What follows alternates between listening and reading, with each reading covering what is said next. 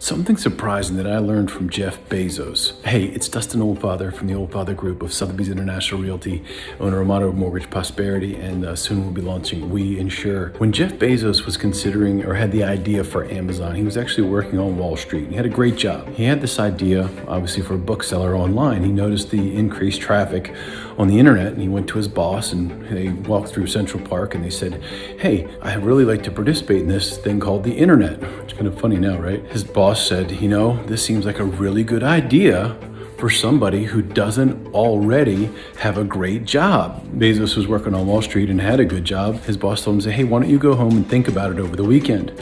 And so Jeff Bezos used this technique, or maybe an exercise he called the regret minimization formula.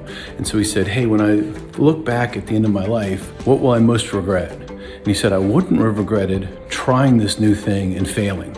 He said, but I would have regretted staying where I was and not trying it out. This has application on a big level in our lives and even to the weekend. As we head into Friday, sometimes we get caught in the Friday finish line syndrome, which is like, we put so much energy in the work and now it's time to relax and to get away from that.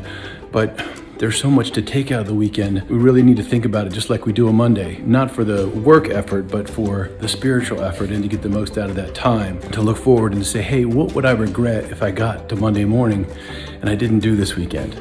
So just an invitation to think about the weekend ahead, put some energy into planning your white space, to spending some time in your music or your art or feeding your spirit, reading a book. Make sure that you get that onto your schedule because a lot of things can get knocked off. We don't want to live with regret.